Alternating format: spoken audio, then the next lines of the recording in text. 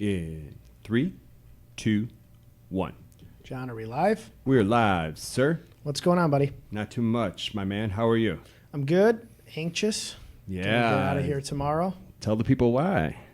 Well, most of them know who are Yeah. listening, but if our awesome guests, friends are watching, I'm doing the Alcatraz Triathlon on Sunday, and I was telling you at lunch, I don't get too scared to do anything anymore. Right. Between the boxing, jiu-jitsu, racing cars, I've jumped out of planes.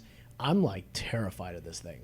I Really? don't want to do it, but I think it's a good thing that I don't want to do it because it's one of those times where I'm going to force myself to do something I don't want to do Right. that I'm terrified of, which I Yeah. haven't had that feeling since, I don't know, 15 years ago maybe. So I Wow. feel good about that. If my buddies could stop, and one of them is watching, if you could stop sending me videos of sharks attacking people in the San Francisco Bay, of people struggling to swim the San Francisco Bay, that would be awesome. Is that Sean?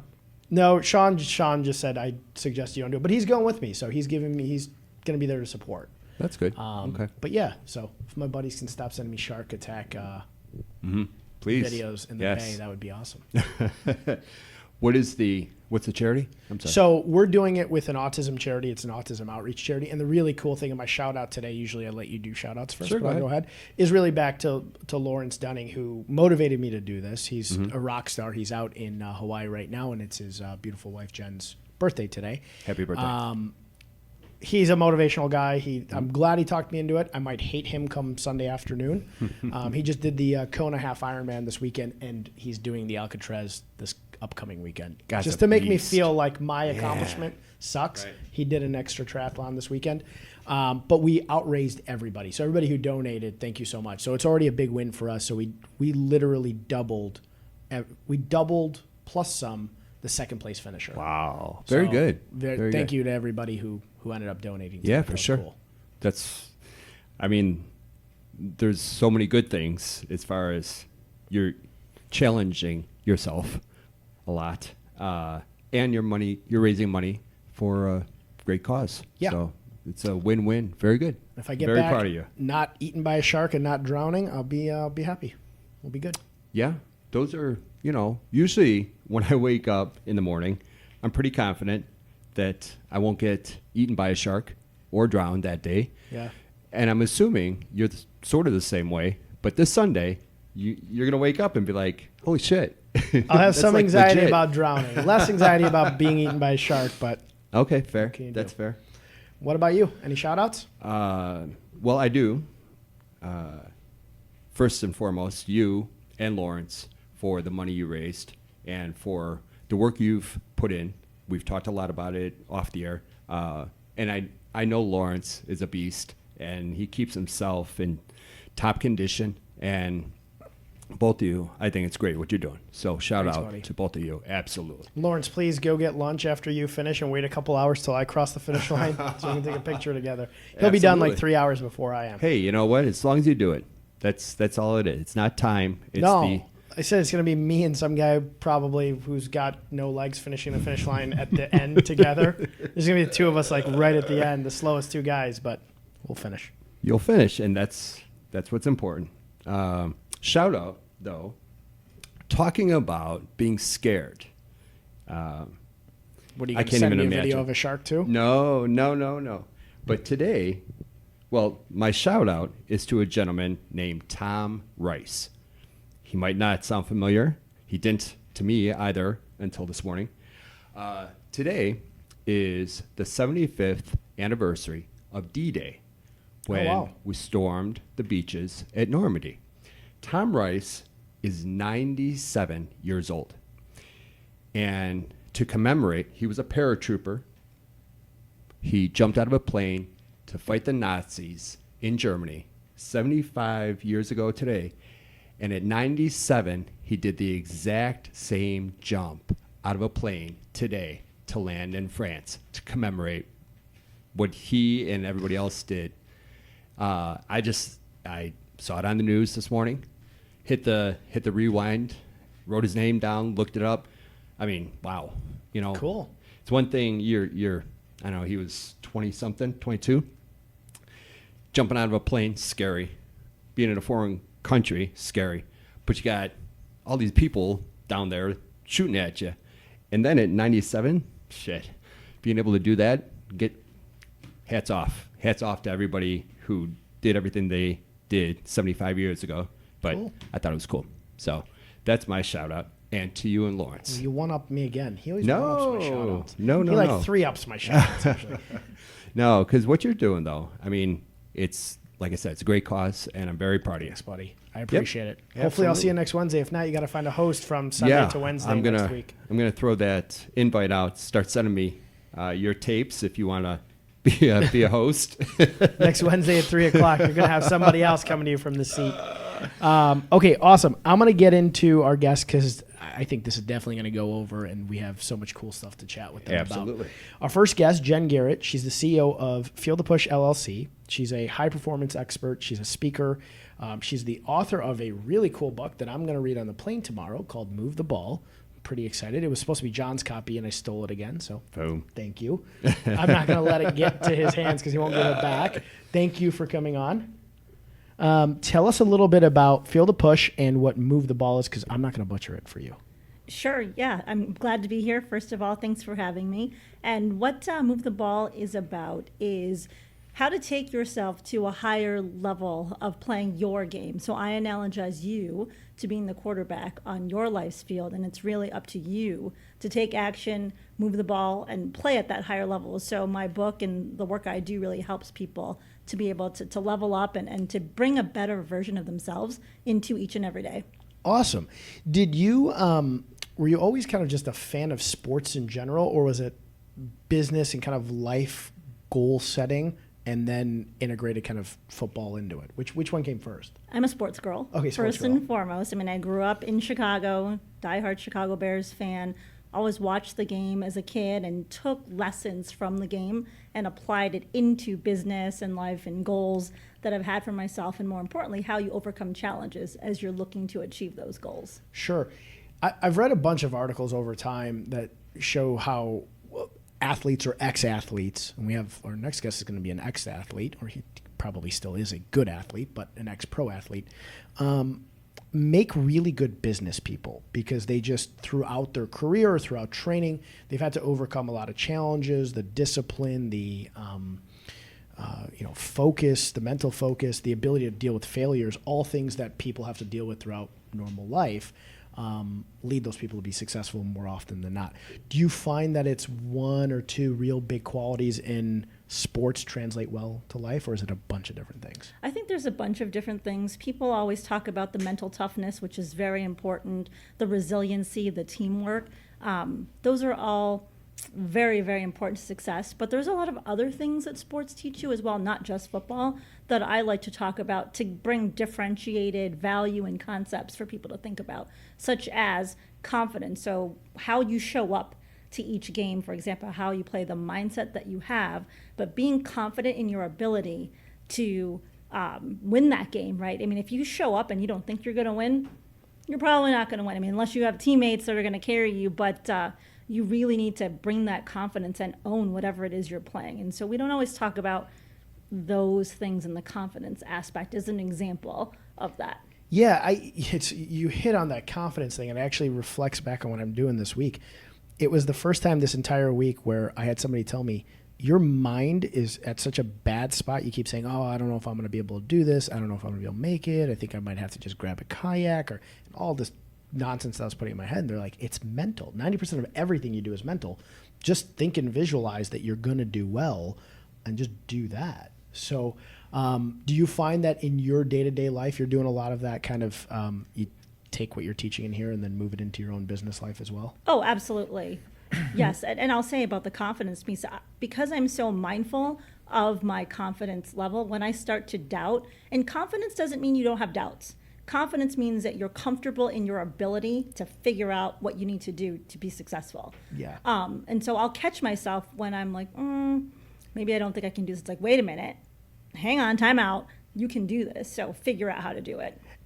I agree. I guess there's like, it might not even be a fine line. There's really a big difference between having kind of doubts and then coming off confident. And I've always found that when I work with people who are successful business people, their doubt usually never shows. And it's very possible. Me, myself, like there's a lot of times I walk into things where I'm a little bit doubtful, but yeah, you can't let it show. Is there anything else, any big factor of sports that you think translates really well into business and then life as well? Absolutely. I think who you surround yourself with is key. And sometimes we don't have the luxury of getting rid of our coworkers, for example, but it's what do you do with the people that are not helping you make those plays in life. So what I talk about in the book is you make a couple choices. One, you can choose to rid people that are so toxic and so detrimental to your forward progress that you just say, you know what, it's time to be done with these people. Or you push them off to the sideline. So if they're being a naysayer or they're being a problem identifier, and that's all they do is bring up problems or why you can't do something, maybe you don't want to get rid of them completely from your life, but it's just push them to the sideline and say, okay, I hear you, but you're not getting in my head, and surrounding yourself with the people that are really going to help you make those plays. I love that. And it basically bench them. Hey, Exactly. can't Yes. play. Yes. You're benched. Yeah, I think as time has gone on for me too, I've realized that A, you can't do everything on your own, and B, I always say let the chef do the cooking. And I haven't read your book, I'm going to, but I'm almost relating it to football now. You're not going to have the quarterback necessarily do the running back's job. Let the chef do the cooking, I always tell people. So the right team is definitely a very powerful thing. Absolutely. So what was the motivating factor behind writing the book? Because this is, and I've skimmed through it. I haven't read it for those watching, but I took a peek at this thing, and I read a lot, and I read a lot of motivational books, life books, and business books, and that's practically all I read. And this has a lot of great information. It's thick. It's how many? I mean, it's 170-ish, 170 pages. I read all this stuff that's like a 30-minute quick read, and it's all the same stuff that you've heard over and over again. This has a lot of cool chapters and principles in it. What motivated you to say, hey, listen, I'm going to write this thing? Because this is a serious book you wrote. Thank you. Yeah, I've always had a passion for writing, always had a passion for kind of pushing people out of their zone of comfortability, we'll say, and I've always loved football. So back in 2011, I was at the NFC Championship game between the Bears and the Packers, and it was 17 degrees out, so we're sitting there freezing our you-know-what's off, and there was a moment in the fourth quarter where the Bears were trying to make a comeback. Lovie Smith calls a timeout. It was fourth down. And so in that moment, I thought about how in our own lives we have fourth down moments. And we have to make decisions on, do we go for it? If so, what are we going to do, right, to get us that next first down, so to speak, in our life? And so that was how the book came to be. So the Bears didn't win that game, obviously. And so on my way home, I started just jotting down notes, and that's what you got. Oh, that's crazy. So it was really an aha moment that It was. ended up kind of sparking this book. Sadly, they didn't win that day. Anybody who is a Chicago fan knows that they didn't win in 2011 against the Packers, right? Correct. How long did it take from beginning to end? Because I'm sure this was a labor of love, putting all this together. Yeah, it took me about a year and a half. Not And the bad. reason for that is because I had these great ideas and I wrote them down, and then I did nothing. Why did I do nothing? Because I did not have the confidence that I could actually get a book published. I felt like, well, I don't know how to do it. I don't know anybody that's an author. So I let the unknowns kind of deter me instead of saying, okay, I'm going to figure this out. How can I connect and learn from other people? And just by chance, I mean, I'm a lawyer. We have to take continuing education classes. Yep. I was in one of those, and the guy that was teaching it was a New York Times best-selling fiction writer who used to be a lawyer. And I thought, this might be just the contact that I need. And that kind of sparked things. And I did a class that he took, or that he gave, and he basically said, write every day. And so after I took that class, I wrote every day, and then I just kept working on it, and then it came to be. That's crazy. First of all, great law of attraction there. You were thinking about it, and then you took a CLE, and that guy was there. So that's Yes. awesome. The fear I think most people have is exactly what you said, like, where the heck do I start? And that's a great point. Just keep writing until you have enough content, and then you probably put it together and started to make sense for itself. Were you a practicing attorney while writing this on the side? Yes. Oh, you were busy. Yes. Still a practicing attorney, Yes. and grew up around here, and the name of the business is Feel to Push LLC. What does Feel to Push LLC do? And that's your entrepreneur side, aside from just practicing as an attorney, right? Correct. You're very busy. Yes, I have 5 kids too. Oh my Single God. parent, 5 kids. Oh, I didn't know that. Wow. John, we are never allowed to. John and I sit here sometimes and complain to each other a little Right. bit about our workload. Yeah. Next time we complain, we're just going to be like, think of Jen. Yeah, no kidding. There's not enough hours in the day. I Look at literally you. Holy was. cow. I was complaining about an hour and a half ago to somebody about how my day has to go today. I complained at lunch to you about how my day is going to go because I have an early flight to catch tomorrow. And I'm like, I am just swamped. I was swamped last night. Done complaining. You take the busy cake. How do you find time? You know, it's really prioritizing what's important to you in life. And I talk about dominating the day. And so Okay. I think it's planning, right? You plan. So every night I think about, okay, what are the key things I need to get done tomorrow? And it's just being purposeful with how you spend your time and saying no to the things that don't align with that. So I write down before I go to sleep 5 things I think I need to get done the next day. I mean, there's a million things you got to do. I go back to 12 o'clock the day before and I answer all the emails that I didn't answer. And then I write 5 things down. And that's been one of the best things I've ever done. Where I'm awful is the saying no. I'm so bad at doing that. And I think that's such a learned trade and a learned skill set. How did you be able to do it? I think you're just probably so busy that some things you have to say no to. Was that a difficult thing for you to learn how to do, or did you practice that? Yeah, I mean, I guess I was feeling overwhelmed, like I'm juggling all these things, parenthood, my lawyer job, my field of push stuff. I'm also an Army lawyer currently serving. So Wow. I was just feeling like, oh my God, there's so many things. I'm just exhausted. And I think because of that, I said, okay. And I'll actually share a quick story. Yeah. I had a cup of coffee. I was holding it. I fumbled it. Use that word on purpose. I fumbled it on to the table and a little bit spilled. That same thing happened a couple days later. And I said, you know what? I am doing too much. I'm going so fast. It's just, this is not good for me. It's not healthy. Right. And so then I really became very deliberate with what I'm going to spend time with. And I wasn't afraid to say, you know what? No, I'm not doing that, or I'm not going to pursue this because the timing's not right. People reach out as an entrepreneur. People reach out to you all the time about, oh, you know, check out this opportunity and why don't you do this? And it's easy to say, oh, yeah, let me go chase that. But every minute that you spend doing one thing is a moment, or is a minute you don't have for something else. And I think when you think about that, it's easier to say no to things because you realize what you're sacrificing to do something else. Time is such a valuable commodity. One of my favorite quotes is a goal without a plan is just a wish. And I got to a point where I would set like these long-term goals and I would just never hit them. I'd set like a 1-year goal and I even wrote it down. I would just like hold on to it and look at it and say, okay, if it's right in front of your face, you're going to see it. And I wouldn't hit those goals. And then I realized I have to break those goals down into what I have to do basically every week. I call it winning the week. So I'm just goal setting a lot. I'd love to get your take on how you just kind of tackle a big goal. So like if a company has, you know, hey, I got a sales figure goal at the end of the year, are you one that just kind of breaks it down into, again, what do you do every single day? Yeah, so in my book, I talk about getting the next first down, and it's love about that breaking idea. down the bigger goal into mini milestones, and that way you know what you're working towards on a weekly basis, a daily basis. But what happens with that is a couple things. One, it makes things not seem so overwhelming, right? And so you can focus on that next first down, that next mini goal. Once you achieve it, then it makes you feel like, hey, I accomplished something. So you want to build on that momentum and you're excited to continue. But also, you should take a moment and celebrate that and be like, hey, I did this, because that makes you feel good about yourself. It gives you that confidence because you see the progress. And also, then you can kind of assess where you're at and do you need to make adjustments to get to that next first down, or what do you need to do? Oh, I'm going to use that all the time now. That get to your next first down. That's such a cool way to incorporate football and then sports into goal setting. For me, I always said, yeah, the big goal seems so big. If I told you I had to lose 50 pounds this year, you'd say, well, that's a lot of weight. If I said if I had to lose 1 pound this week, you'd be like, okay, stupid, don't eat Chipotle again this week and lose a pound.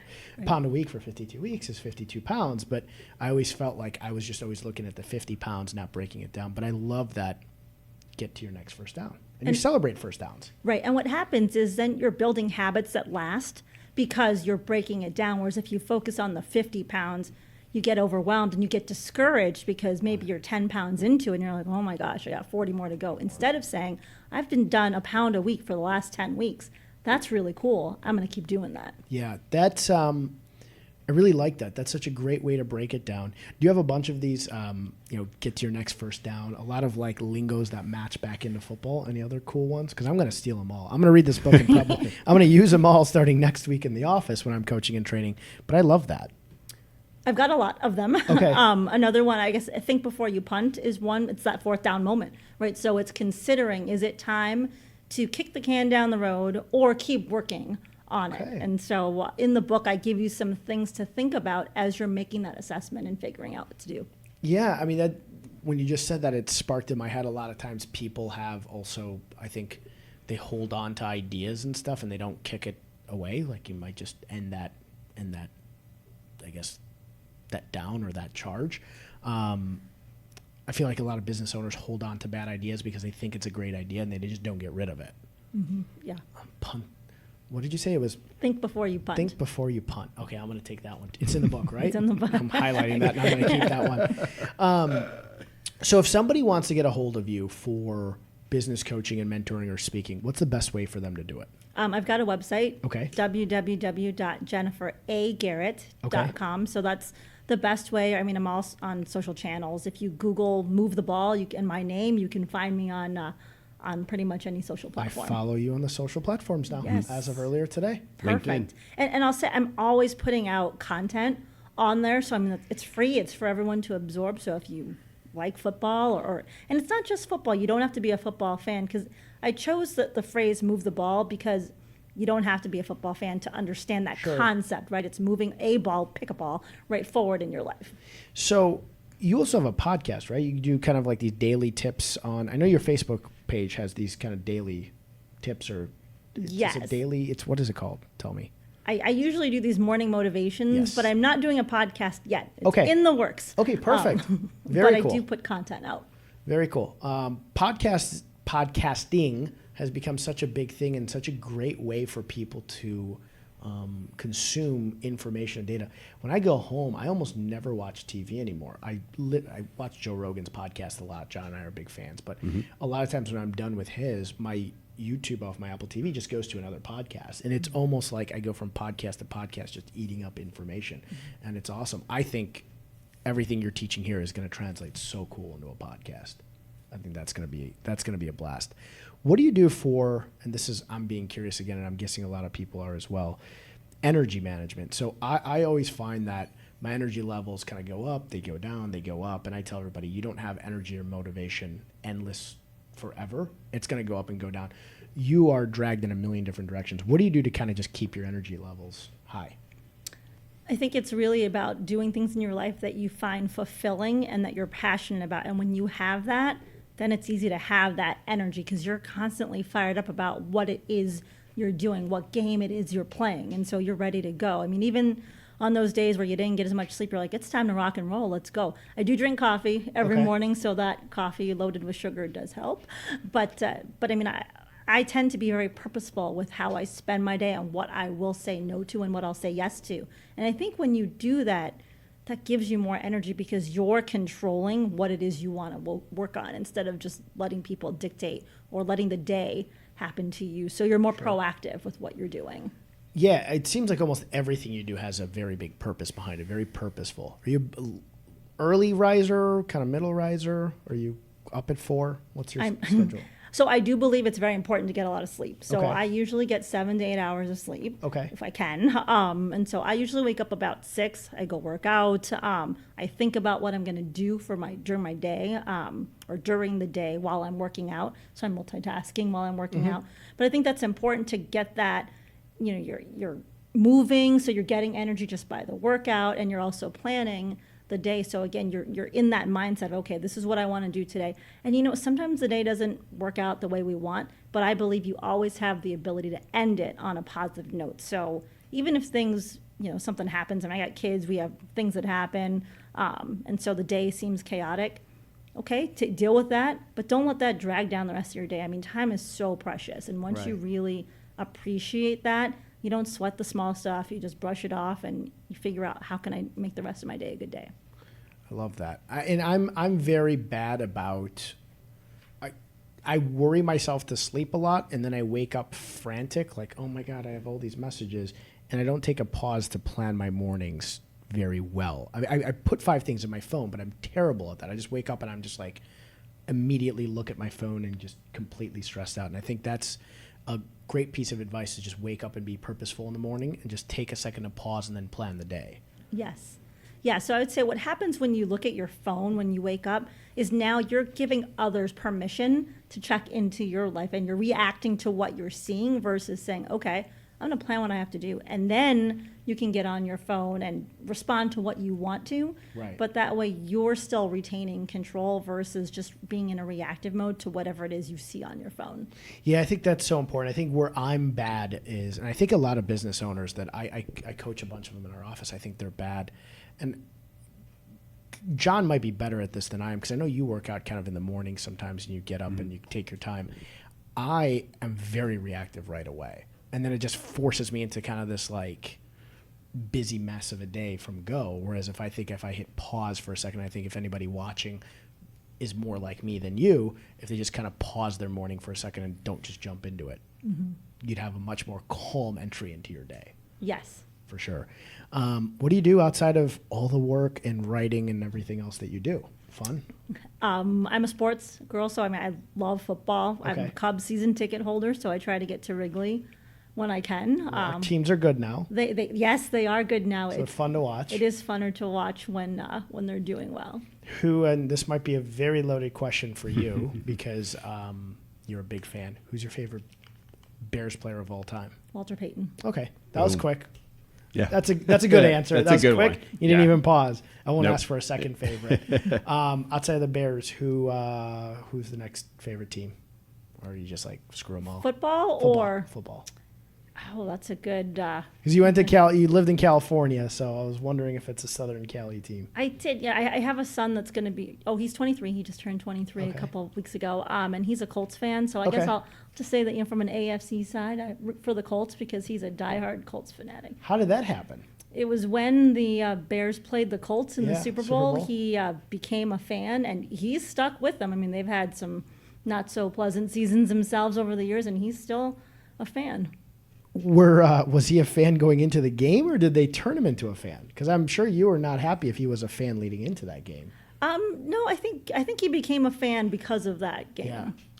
That was the game where Hester in the first play returned for That a was touchdown, right? amazing. Yes, Yeah. It was that kickoff return. Yeah, I was at Peace Pizza, and it had just, I think it was right when Peace was first opening up, because that was how many years ago? You're going to know these facts.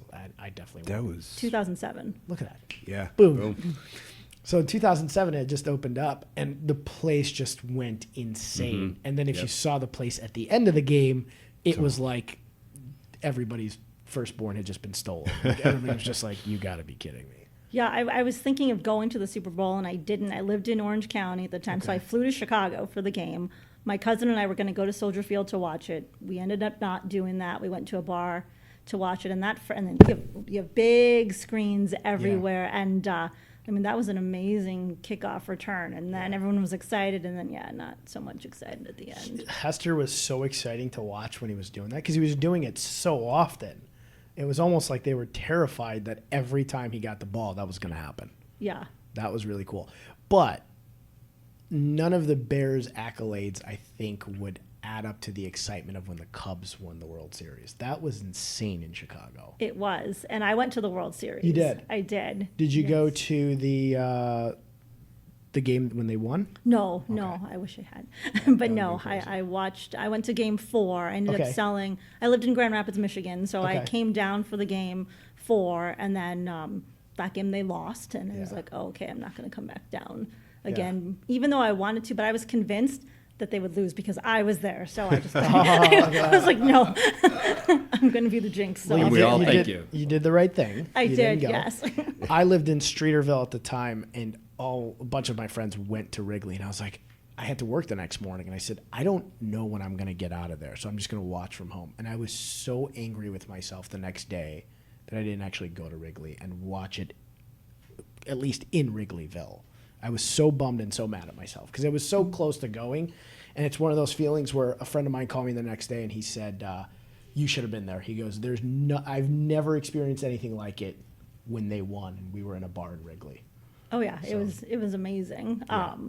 Yeah, that team, I mean, you've got such great personality and characters, and I mean, even the front office, just some really class act people with that organization. And I think that helped. I mean, whether you're a Chicago Cubs fan or not, I think people across the country, across the globe, and were pretty cool. It was pretty neat to see that the Cubs actually broke the curse. Yeah. You have a fan, Omandi Peter, said, following very closely Jennifer Garrett, #moving the ball. Very nice. Thanks for joining us. You got a fan. Well, I'm going to transition, and we're going to come back to you. I'm going to transition to Mladen here, who is the CEO of Freeze and Float, which is a wellness and health spa in Chicago. They do, and I'm going to let him explain everything that they do because they do so much cool stuff, and I'm so geeked out to come back from Alcatraz. Hopefully we'll survive and come back and do all the stuff that you guys have there. Thank you for coming on. Thanks for having me. So tell me what Freeze and Float does and the services you guys provide, because I don't want to miss anything. Freeze and Float is the spa that I own with my wife. That's a float center predominantly. But we also have the infrared sauna and cryotherapy alongside with the skincare. So we are a little bit non-conventional float center in terms of that the flotation therapy is not the only service that we provide. So we kind of like move the ball around, as Jen likes to say that. You know, awesome. Going in all kinds of directions. So tell us how flotation works, because I've seen it, and I know John was going to do it this week, but he's going to go back and do it. Maybe we'll do it at the same time now, John. Tell us how that, not in the same float, but we'll float near each other. Sure. How does it work? Well, flotation is actually not a new concept, even though lately kind of like it's getting its second wind. The science behind it is that why the expression of floating is that you're literally in a zero gravity environment. You have a float tank filled up with around 200 gallons of water and around 12 to 14 pounds of dissolved Epsom salt. 1,400 pounds of dissolved Epsom salt, which gives the body situation or provides that zero gravity, hence the expression where you're floating. Literally, you can't even sink even if you wanted it. You can't sink, which provides a very interesting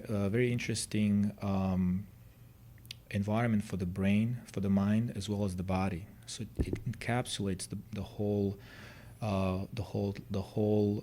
spectrum, if you will, of body and mind. I love Epsom salt. I almost, and some people who don't know this are going to make fun of me after this, but here we go. They do it to me anyways.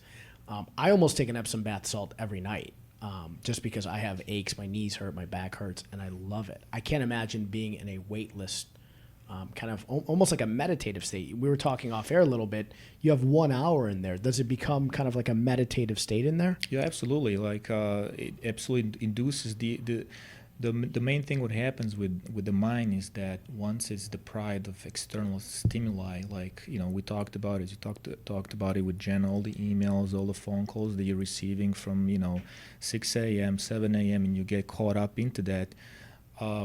The deprivation of all that external stimuli provides and induces so-called a meditative state where if you preparing yourself for a very dangerous extreme activity, swimming from Alcatraz, as you said, a lot of workout, a lot of swimming, a lot of weightlifting, all that goes into the physical preparation. Well, we know so little about what goes into how do you train your mind. How do you make your mind being stronger or, for the lack of better words, softer? And sensory deprivation, meditation is one of the techniques and tools, and the float tanks provides that environment that induces a meditative state as a tool to strengthen or quiet the mind. I love it. I can't wait to do it. I got a question. How much Epsom salt do I have to dump in San Francisco Bay so that I float the whole way across? Quite a bit. Quite a bit? Quite a bit, yeah. Darn it. Sean, if you're watching, he was watching a second ago, start renting the dump trucks out in San Francisco. We're going to be dumping a lot of salt in that water. So you're in a capsule, essentially, correct?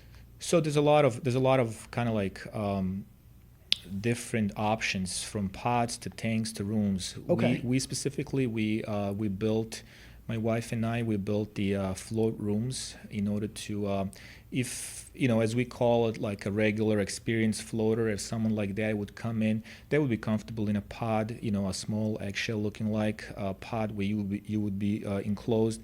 But at the same time, we wanted to provide experience for the people that are experiencing floating and wanted to experience floating for the first time.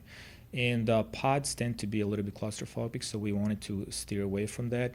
So for those reasons, we built built-in float rooms, tanks that look like a float room. So you technically have a private room where you have a shower with a built-in tank and a private session, and you have a whole hour for yourself. Fantastic. That seems like it's something that almost anybody could benefit from. You don't have to be an athlete. Like you said, it's mental. Epsom salt is great for aches, pains, colds. I know people use Epsom salt for almost everything. Is there anything else other than water and Epsom salt in there? No, very simple. Simple. Straightforward, water and Epsom salt. And Just a lot of Epsom salt. That provides the magic. Awesome. Yeah. And then aside from the flotation, you guys also do the cryotherapy. We do the cryotherapy, we do the infrared sauna, and we do have the esthetician that provides the skincare, facials. Okay. The cryotherapy, I read on your site, and I didn't know this until I read it on your site. I've always seen, the photos of people standing in the booths, and it's kind of just your whole body. But you can actually do it for certain body parts as well, correct? Right. We do have the whole body cryotherapy, the chamber as you referring to, as well as the localized cryo, where you can actually do the cryotherapy to specific designated parts of the body. Let's say you have a sprained ankle, or after a surgery, knee or anything like that, you would specifically target for 5 to 8 to 10 minutes with a localized therapy, a designated spot where you wanted to apply the therapy. And how cold is it? Well, it depends on the level. There's 3 levels. Each session is 3 minutes, and it varies. So it would be around -80 to -145, 50. Yeah. Wow. We're gonna stuff John in there at one. How can you max it out? Just like freeze him in there? Yeah. Well, you could. Yeah, but we not. It's not fun. It's not fun? It's not fun. Yeah, definitely. The 3 minute is actually something that we talked earlier about. Cold plunges and swimming in the. You did the plunge. Michigan lake, but it's way easier to do a 3 minute cryotherapy at -120 than do the cold plunge at 55 degrees in Michigan Lake. So that's what I always wondered, because those things obviously at 120 degrees, that's very, very cold. But the average person can withstand doing that for 3 minutes. Absolutely. It's not what happens basically is that our bodies being exposed to extreme environment in small doses, they work amazingly, and the body stimulates all the good things, all the good stuff in order to regenerate. So what happens during the cryotherapy is that we putting the body in so-called state of shock. We actually lying to the brain that that's a extreme environment, even though it's not. So the brain operates on processes the outside situation, reality based on the temperature of the skin. What happens is the temperature of the skin drops, and that puts the brain into DEFCON 5 state, where it says, okay, now we're going to preserve life organs, blood vessel constrict, all that happens for 3 minutes, and then once you reheat, blood vessel expand, reheat. Once you reheat, the blood vessels expand. The refeed of oxygen and all the nutrients goes with the blood. The blood vessels are even more. The flow of the blood is greater. So that's the first and foremost what happens. So. How often do you recommend somebody? How often can somebody do it, and then how often is recommended for somebody who's a relatively active person? It's perfectly safe to do it basically as you please and how you feel. So from let's say some athletes that are putting their body through the grueling activities to everyday cryotherapy to a couple of times a week to once a week. I would say some like the it would be 2 to 3 times a week would be kind of like, or twice a week for a regular person that works out and wants to take care of his or her body would be kind of like the sweet spot. And I think it's so important. I was notoriously very bad my whole life of taking care of my body. I would work out pretty extreme from everything I've always done, but I never did the massage therapy. I never saw a chiropractor. I never saw a physical therapist. I never saw anybody. I never did any of this stuff. Now I'm, into my mid-30s and everything's falling apart. I would tell anybody who's listening, if you are physically working out, both your mind and body, you have to start to take care of it. Because when things go bad, they go bad quick. Yeah. Well, me coming from a little bit different culture, it's and different life experiences. It's interesting to see all that because here what I see quite often is, bigger, stronger. Let's go. Let's not give up. Even when your body is giving up, you're pushing that. I'm sure Jen faced that so many times, in her career, and people that she's facing. And it's not necessarily like that. You need to give the body the rest. Sometimes it's not doing anything. You're doing more to your body and to your physical improvement and fitness than if you would go to a workout. So more is not always the answer. Better. And what got you into doing this? And then obviously you were a soccer player. When did you move here? And give us some background on you. Yeah, I was playing soccer all my life. I didn't play on the highest level, but that was kind of like my ticket to United States. Coming from the athletic background, I was always interested in I had to be interested in recovery. That's one of the first and foremost reasons that I kind of like was interested in anything that goes outside of the box, if you will.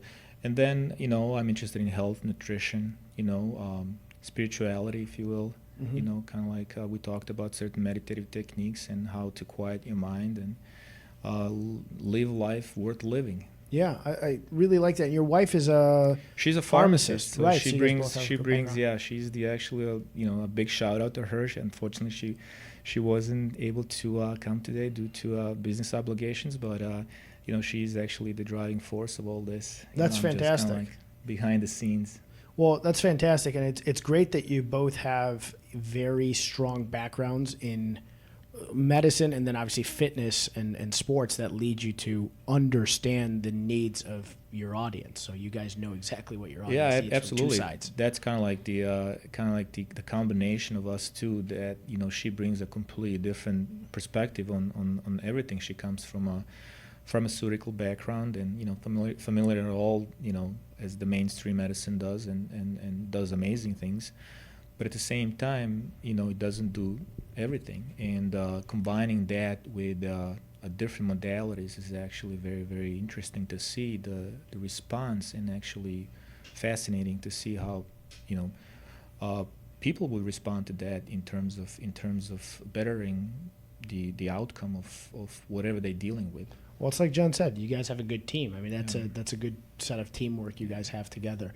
And then I'm not saying that we do anything healing wise or anything like of course, that. It's not nothing related to making any claims or statements, but just taking it's prevention. It's taking care of your body and your mind, and just by doing that, we eliminating a lot of precursors to dealing with certain problems later down the road. Your health is your wealth. I mean, that's the easiest way to really put it, is if you're not taking care of yourself at some point, that's going to really come back tenfold hurting you. I think I'm telling you, John, maybe John and I both have to do it on Wednesdays. Yep. Absolutely. It's a perfect time. Wednesdays for me, it's I don't want to say this because everybody else and all the other work I do is going to be like, well, what the heck? But I've really come to enjoy doing this podcast and doing WheelHouse with John, and it's been so much fun. So I always say Wednesdays is a great middle of the week kind of reset button for me. And the fact that you guys are just next door to us is going to be great. I think I'm just going to come there and just hit the reset button on Wednesday. And then the infrared sauna, I'm also interested in. I'm just going to be there for 3 hours a day every day. What's the difference between that and so I work out at Lifetime. I go to the sauna afterwards. I love being in the sauna. I feel like just even a regular sauna has a great health benefit for me. What's the difference between the infrared and then a sauna that I would essentially go to at a gym? Well, the biggest difference is essentially the infrared sauna is the sunlight without the UV. So what happens is that the infrared sauna produces three types of waves, near, mid, and far, that go in and out of the body and heat the body from the inside. Versus the conventional sauna that would blast heat and steam or heat, dry heat, and heat the body from the inside. That's why you can't really stay too long. You gotta go in and out, taking showers and whatnot. Having the benefits of heated and the fact it's not always it's not related to heat infrared sauna. So technically, the moment the session starts, that goes from 30 to 45 minutes, you're already reaping the benefits of the infrared. It's not, it has to be 125 or 135 in order to, but it gets there. So what happens is that the core of the body gets heated by intertwining those infrared waves going in and out, and the steady detox and sweat is where the detox happens, or depending on the program, you have the anti-aging program, cardiovascular, enhancing cardiovascular health, relaxation as well, and I need all of them. yeah, there you go. The whole thing. I need the anti-aging, the Yeah. cardio. I need the calorie burning, and give me all of Yeah. it. And you stay in it longer, because when I sit in a sauna, if you crank the sauna up pretty hot, or you get the coals moving pretty hot, 15 minutes and you're Yeah. pretty much toast, and you feel pretty lousy after 15 minutes. This you can do for an extended period of time because it's not that aggressive, like you feel like you're going to Yeah, die. it's dry heat. You can go, from 30 to 45 minutes, no problem. I really, really like that. Yeah. And you guys just opened out there, and I'll let you kind of give the people listening the kind of the Wheelhouse promo, because I think I'm watching some of the people watching, and they're quite a bit of my athlete buddies, and I think they got to stop by and see you guys. Yeah, absolutely. For all the friends of the Wheelhouse, listeners and followers of the Wheelhouse, we have the special for you guys. We have 20% off all of our services. You can check us out at the freezefloatspa.com and use the code Wheelhouse, and Very cool. 20% off for all the services. And people can buy for you guys, because I was on your website, and your website's great in the sense that it states prices, it gives all the services, and explains everything so well. I really dislike when I go on some websites, whether it's fitness, health, spa, and you look at it and there's just no price point. You just got to call. But you guys have everything laid out really nicely. And for those of you listening, you can do, and correct me if I'm wrong, you can buy one-off packages, you can buy gifts, you can buy multiple packages, and then you can buy monthly programs for all the different stuff as well, right? Yes, absolutely. One of the things that we wanted to do with the whole concept going into this is to provide the experience and not restrict and put any restrictions on people that would like to be our clients. So when it comes to pricing, when it comes to services that they purchase, we don't put any restrictions. So technically, if they buy a service, it doesn't expire, it's shareable, it's linked to the email, and creating the account always stays on the account, and those kind of like small things that it's all about the experience for us, and being client oriented and customer service oriented and friendly. That's really nice. So if somebody bought a bunch of, like a large package, they could use it, their spouse, significant other, family members, they can use it. They just have that many to use. So other people can come in with the family and use it as well. Right. From top of my head, I don't know exactly what would be the scenario in what services, but what I do know for sure, we do have we call it's still a grand opening promo. We just opened 2 months ago. It's going to turn into a freeze and float special. Okay. So, for example, we would do all three: float, cryo, and sauna. So, for example, it would take probably 2.5 hours. Okay. With everything, to do all that. So you can break it down. You can do cryo today. You can do float some other day, or you can do all three. It's however you please, and those don't expire, and they're shareable. So you can flip them around between spouses, girlfriends, boyfriends, family members, and whatnot. Awesome. John, we're going to have to push Wheelhouse back, because by the time I can get to the spa, it's going to be noonish, and I don't think I can get in here by 3 o'clock. Yeah. Well, we'll talk Talk about off that. air. Hey, real quick though, Yeah. Mladen, is there a benefit to doing all of them in one day opposed to breaking them up? What would you suggest? Yeah, you can do all three of them Okay. Depending what exactly you want to achieve. Okay. And obviously based availability and your time if Oh, you were sure. to come in. Sure, But sure. definitely you can do But is there a it. benefit health-wise as far as like back to back to back, opposed So- to spreading them out? So we all familiar with going from cold to hot, Mm-hmm. in order Right. to all the athletes going from hot to cold, icing and whatnot. So we do have. You would have the cryo, you would have the infrared sauna, so you would go from cold to hot or hot to Mm-hmm. cold, and then the flotation would give you that relaxation mode, kind Very of like good. the Zen mode.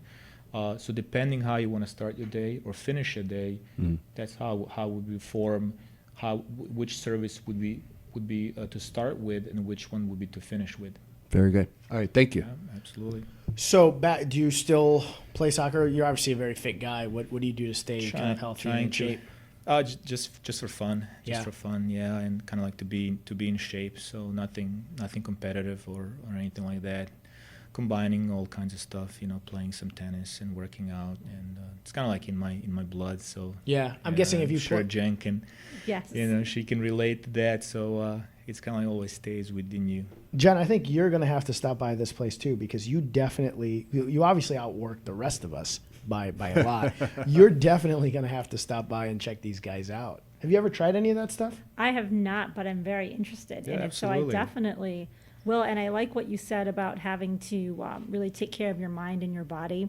Because one thing that I talk about a lot is playing for the long game. So it's not compromising your health and your wellness for short-term gains. It's really setting yourself up in the long term, and you've got to take care of yourself. That's why I mentioned I sleep 7 to 8 hours, because that's part of that. You've got to be healthy and you've got to rest. And so absolutely. So services that you offer definitely can help people with positioning them for the long game. Jen, were you obviously when you're writing this and you're practicing as an attorney and you have kids, were you ever kind of that 4 or 5 hour sleep person and then it started to hit you hard and then you said, well, I got to adjust myself a little bit? Or did you always have like sleep as kind of a pivotal part of what you were doing?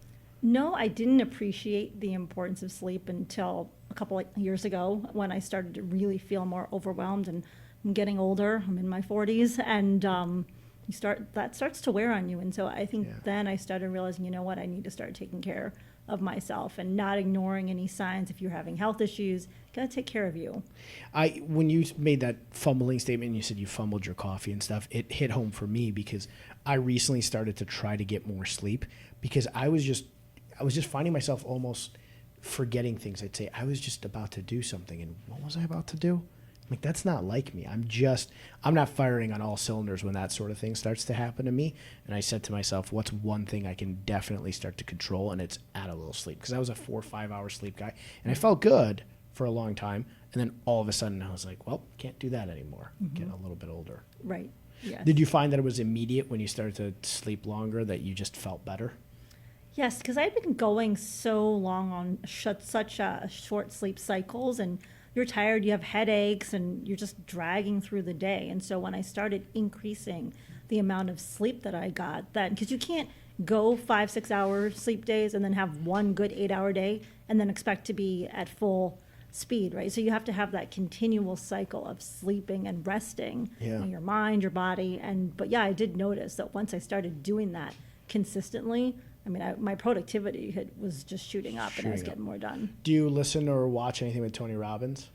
I do. I like Tony Robbins. I also there's another gentleman, Brendan Burchard, who is in the circle of Tony Robbins. And so they talk a lot about the importance of sleep. And some other things too. I like him a lot, but he's got, and I don't know, Mladen, if you listen to him, he's got like a sleep mask that's provided by a doctor. And it's not like a sleep apnea mask, but he sleeps in it, and he says he only sleeps 4 or 5 hours a night, but he gets some sort of way deeper sleep. But it's almost like he sleeps in like a chamber of sorts. And now Tony Robbins is worth damn near $1 billion, so he can probably do some things that us normal people can't do. But have you heard of that? Have you heard? I have not. Yeah. No, I'll just have to look that up. Apparently, it puts him in a lot of. Maybe you've heard this too. Apparently, it puts him in like this very deep sleep quick. So apparently, it takes a while to get to a deep sleep. But whatever contraption that he sleeps in or uses, that's a machine, it apparently puts Tony in deeper sleep and much, much quicker, so he gets better rest. Interesting. Yeah, I mean, it's important to get that deep sleep. I mean, if I've gotten 4 hours of really good deep sleep, that's better than 6 hours of, not in that REM stage. And so it's interesting. I'll have Yeah. to take a look at I don't know what it costs, but it takes a doctor to prescribe it. Lawton, how much do you sleep? That's I, early to bed, early to rise, but I don't really. When I have to wake up early and all that, I definitely wake up early. But as Jen says, sleep is very important, and that comes first. Taking care of yourself, and then there's nothing that's out there that's worth more of your own well-being. And if you were to take 2 hours a night, it piles up down the road. For what I mean? sure. So yeah, I mean, if I need to wake up early and go to work and do stuff, I do. I don't really have. There's a lot of people out there now that promoting wake up at 4 a.m. and 3 a.m. and work out and Not me. work your butt off and stuff like that. But to each his own. So I personally don't do that. I like to wake up rested and nothing like specific masks or anything. Yeah. So Yeah, just- I'm not a 3 or 4 a.m. waker upper either. I am not good at waking up, so 3, 4 a.m. for me is tough. I'm guessing you guys are readers. I know for a fact, I mean, you're a writer, so you got to be a reader. John had a question he put up on his little whiteboard for me, his love notes he writes me. Any book recommendations? This is not a Or new favorite books, maybe, that are not your own book? Move the ball. You can get it on Amazon, right? You I want can. to give the shout out before we do that. Amazon.com, buy her book. Anywhere else can they get it off your website too, or is it just Amazon now? On my website, there's a link to the Amazon link, and it's available paperback, Kindle, as well as audiobook Oh, version. cool. Do you read the audio?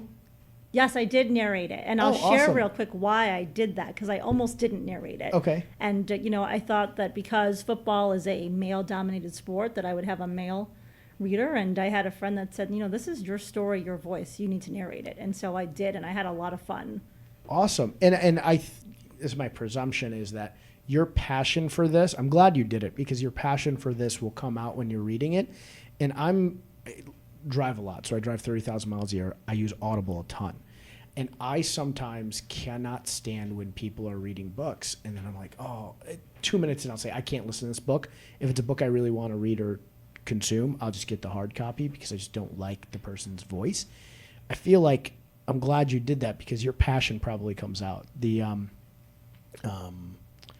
Extreme Ownership book I read, which is a popular book among business people, when you listen to the two guys who read it, they're so passionate. They're both Navy SEALs, and their passion comes out. And I've listened to the book twice now, and I'm like, I'm glad they read their own book because the passion comes through. So Yeah, I would agree with that. You know exactly what to talk about, what tone of voice to highlight, different things, and then I can also I did this. I went off script and talked about other stories that fed into the book, as Awesome. well as whereas if you had someone else narrate it, they're not going to know those they're things. just reading it. Very, very Yeah. cool. So any book recommendations outside of that? Any favorite books?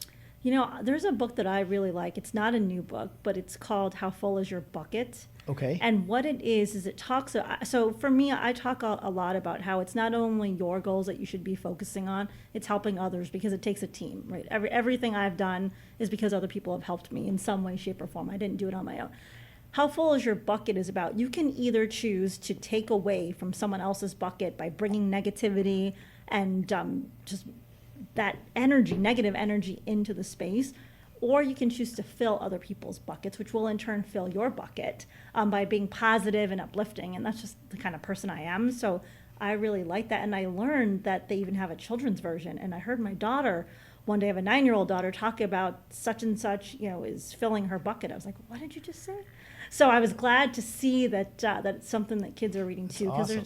there's in a world of cyberbullying and Yep. all this. I mean, it's neat to see that those messages are being The apple shared. didn't fall far from the tree on that one. Yes. That's awesome. I've never read that, but I'm glad they made a children's book because, yes, I was just talking to somebody about this and how negative kids at school have gotten. And I was the first kid with glasses and braces, so I was bullied as a kid. But now with the cyberbullying where somebody can do it behind a text message or a computer screen, that has become an exponential thing. Yes. When you bullied me, you had to actually come and bully me. You had to actually come and say, "Hey, you got your 4 eyes," and I was standing there, so you had to say it to me. Now people do it in a really aggressive way, and it's good that they've made a children's version. Yeah, That's so awesome. so I think that's a great book. Again, it's been around for a while, but I think it's just a great, positive, uplifting book. Awesome. Are you a big reader? Trying to be. Trying to be? Yeah. It's really. I'm also a big fan of Audible. Yeah. Yeah, I listen to drive a lot, so I listen to audiobooks as well. Do you live in the city, or are you? Yeah, just down the street. Oh, awesome! Yeah. Very cool. Yeah. When you moved here? Did you move to the city, suburbs, or always back to Chicago?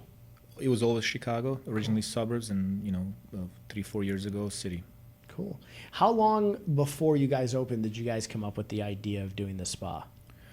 The whole process was around 2 years. Okay. So from literally the thought to opening was 2 years, a little bit more than that actually. Because that's So- a big undertaking. I mean, you guys, and I'm familiar with flotation spas and stuff, and like you said, typically that's all they have. It's just one thing. You guys almost have, you have the med spa version of like the skincare, and then you have the flotation, but then you're adding and some places you go, you only have the cryotherapy. I mean, it's just that. You guys have several different business models kind of put together in a full wellness package.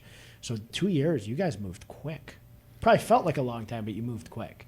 Relatively quick, Yeah. yeah. Not, And then you not have the quick city to enough, deal with, too. Not quick enough, but yeah. Yeah, and It I mean, was finding the space is process, tough, and I'm sure being able to build the tankless rooms, dealing with the city is not the easiest thing in the world either.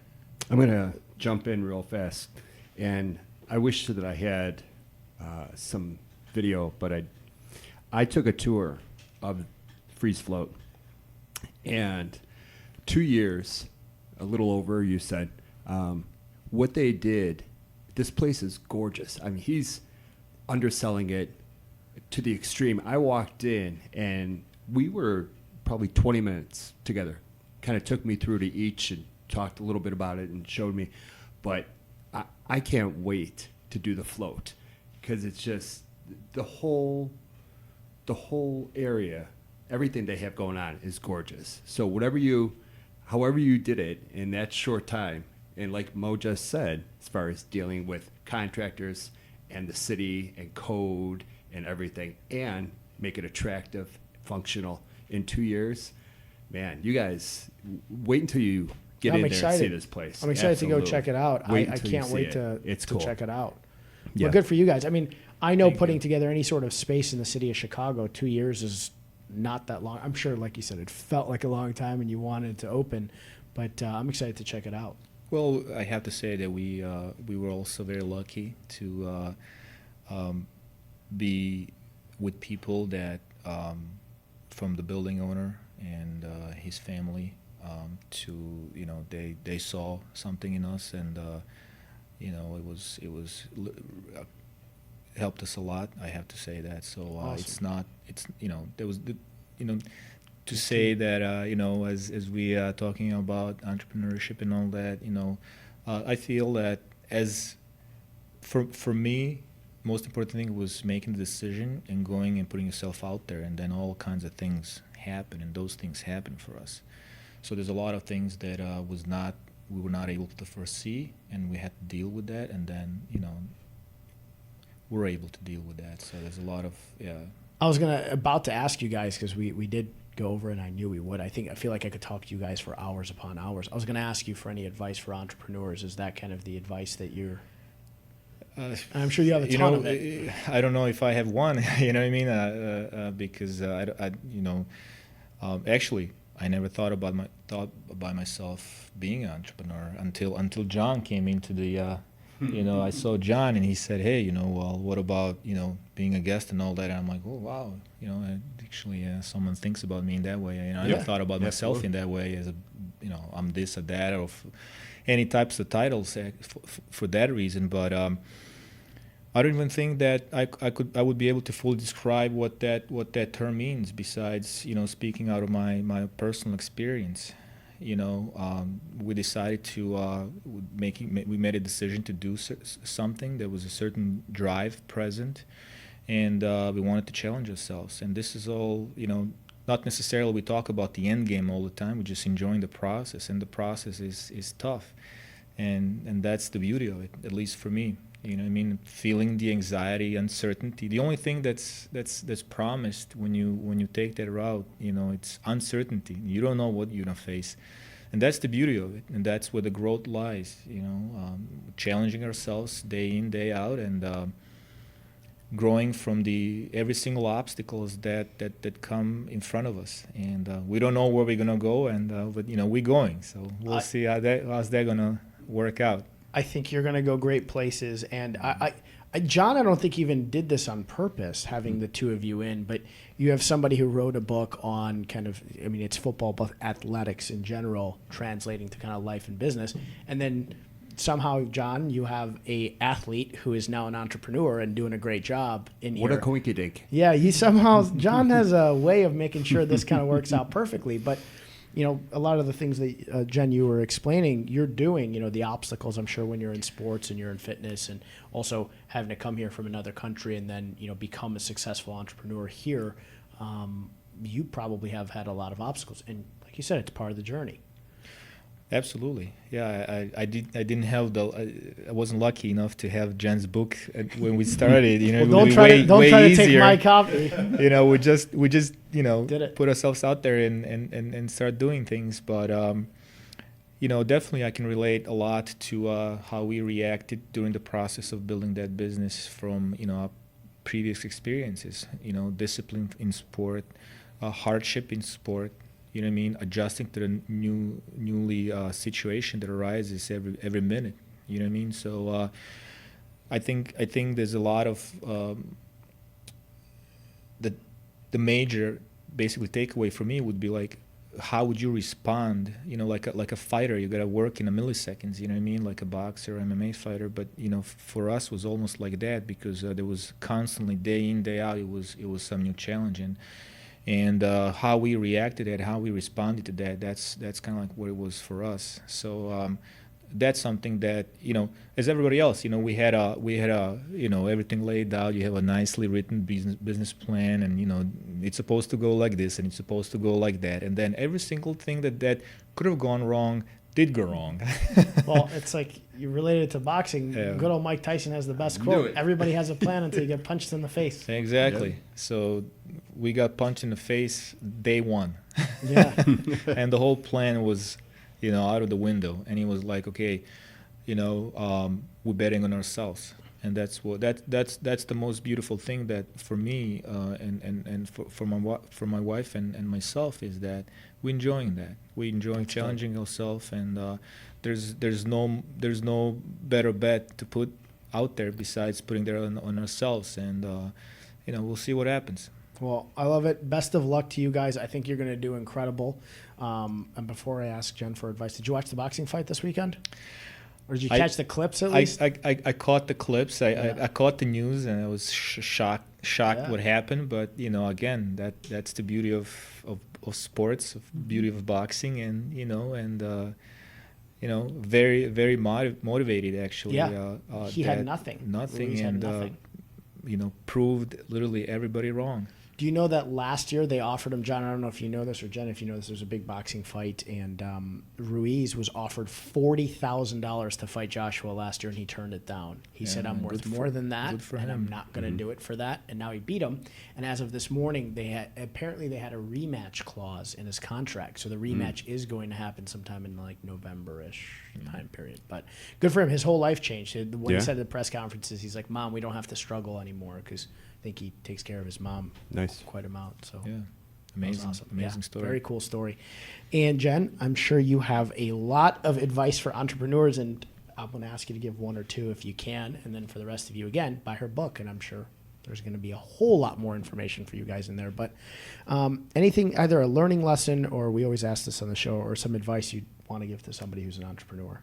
Yeah, sure. I mean, it's like Mladen had said, you know, you got to bet on yourself, right? And have that confidence that you can do it and not let anybody tell you otherwise. And I'll share a quick story. You know, Move the Ball. I work with a lot of organizations in the corporate setting and individuals, but I do a lot of work with professional athletes as well. And I had connected with people in that space, and they told me, you're wasting your time. Go focus on the corporate space. You know, these athletes aren't going to listen to what you have to say.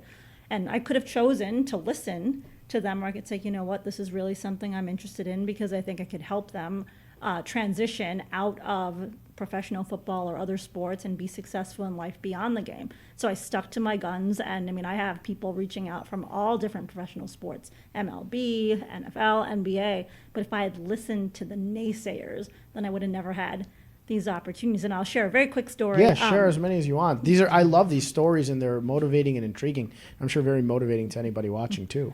So I grew up in Chicago, grew up in the 80s, diehard Bears fan. 85 Bears were my team, right? That's the team that made me fall in love with football. And if you were to tell me 30 years later that I would work with guys from that team, I would never have believed it. And there are guys from that team that will back my work and say that I know more about football than guys they played with. Good for you. So, I mean, it's just amazing to see that. Because again, I could have said, okay, these people said no, you know, you're wasting your time, go in this other direction. And so really stick to what you believe in, bet on yourself. Good for you. I can only imagine how difficult it would have been for you to kind of break into that industry, and then not just break into that industry, but gain the respect of people who are very esteemed in that field. Because I imagine more than you're even letting on, people were probably saying, oh, yeah, that's not going to work. Or not telling you and just completely writing you off, where you believed in yourself and you said, hey, nope, I'm going to get to that point, and you obviously have now. Yeah, I mean, it's tough when you're not a professional player. I didn't play in the NFL, right? It's obvious. I didn't play college football, so that credibility, I don't have that. Right. And so a lot of people will just discount you and be like, well, you know football, great. Sure you do. You're a female too. What do you really know? And so, you know, to just keep having that will to persevere and keep trying to connect with people and, you know, make relationships with people. I mean, I've been tested along the way to say, what do you really know about this sport? And so it's neat to see that kind of come along, because a decade ago that wasn't there. I bet you wow a ton of people with your football knowledge. If there's ever a one of those bar events where it's a kind of a football trivia, yeah, we know who we're calling. You're gonna be our secret weapon. But no, it really is, and I think you obviously embody this. You've worked very, very hard to get where you're at with everything you're doing, from having a couple LLMs, a law degree, writing a book, you know, being a mom to 5. As I'm saying this, it's astonishing. And then having your own business where you're mentoring, you're coaching, and you're speaking, and soon to do a podcast. You've probably had so many times where things have gotten difficult and you're like, well, I don't care. I'm just going to move forward. I'm going to keep moving forward. I'm going to keep moving forward. Very much like Mladen was saying, you've just kind of grinded and never had no slow you down. Right. Yes. And it's that confidence. If you bet on yourself and you believe in yourself, then I believe you can do anything you want, but you've got to keep moving forward even when you're tested. Well, this was a very, very motivational wheelhouse for me even. And I really, really thank both of you for coming on. Jen, I'm excited to read this. I'm sure it's going to be a lot of fun for me. And it's timely for me, seeing as I'm going to go do something that I really didn't want to have to do. But I'm going to do it anyway. So I'm going to bet on myself that I'm not going to drown, hopefully. I'm terrible at betting. I probably shouldn't say that. Every time I bet on anything, I lose. Oh, boy. But I'm going to bet on myself. Depends for those on of the you, asset. Yeah, absolutely. For those of you watching, if you do pay the shipping and handling, she will send you a signed copy of this. If you don't do that, just go on Amazon and buy it. Give her some support. I will definitely talk about it after I'm done reading it. And just by skimming through it again, I'm a avid reader of motivational books about business, books about just bettering yourself and self-growth. And just the topics and the chapters in here are laid out really smart. And it's going to be a fun read because it's got a sports twist to it. So congratulations on this. Thank you. And Mladen, thank you for coming on. I'm going to see you soon. I'm probably going to see you Absolutely. sooner than you think. I'm going to get back sometime Tuesday, probably be limping, and then give you a buzz and come by, check the place out, and try some of those treatments. Anytime. Best of luck to you guys. And John doesn't overplay or underplay anything, so I'm with your explanation of how that place looks, I can't wait to come check you guys out. Yep. Thank you. And he's a couple jiu-jitsu buddies are watching. He's going to try to give jiu-jitsu a shot, so maybe we'll have to go to a class together and Go roll. get you doing that as well. So thank you again to you, and congratulations. Thank you. John, anything else? from you? Well, I have one quick question for Jen, and then next week's guests we're going to announce. Perfect. But Jen, as far as people getting a signed copy, just doing the shipping and handling, how do they go about doing that? Is it through your website or Amazon, or Yeah. how do we do that? Just send me an email. You can send it to info@JenniferAGarrett. That's JenniferAGarrett.com. If you go to my website, the email's there too. Oh, great. Yeah, shoot me a note and we'll get you hooked up. Very cool. good. Just wanted to make sure everybody knew how to take advantage of that offer. That's great and very generous. Thank you. Yeah, thank you. Thank you very much for that. Next week, if I make it back. Next week, Three. when you make Man, it look at that back, mindset. when you make it back and you have a great story to tell, we're going to have some more amazing guests. We have twin sisters, Jillian and Jen Uhas. They are love and life coaches. What are you And, setting me up here, John? Dude, I'm telling you, I have Trying to give me spoken love on the and life phone. lessons? Oh, You John. need them. Spoke with them on the phone. Just massive positive energy and very focused on the positive in life. Kind of reminds me of the guests that we have here today. Moving forward and shedding the negative and keeping focused on what's important. And I'm really looking forward to having them here. Also, we have the Chief Operating Officer of Navy Pier. Whoa. Yeah. I lived 2 blocks from there, so for 11 years, I frequented Navy Pier a lot. Well, you and 3 million others every year. Very cool. Yeah, his name is Brian Murphy. We connected on LinkedIn, reached out to him, and super accommodating, very busy, but really excited to come on, talk about what they're going to be doing this summer, some of the overhauls, all the entertainment. He's a really cool guy. So yeah, they're it's going to changing be Navy Pier a lot. Yeah, a lot. And he's got just a great sense of humor, very funny, witty guy. So it's going to be a fun show, as this one was as well. Looking forward to it. But before I let us go, best of luck to you. Thanks, buddy. And again, a lot of respect for what you're doing. I think it's the cause and the work. Very proud of you. Appreciate it. Thank you so much. Absolutely. And we will see you guys next Wednesday at 3 o'clock. Sounds like it's going to be a fun show. Absolutely. In 3, 2,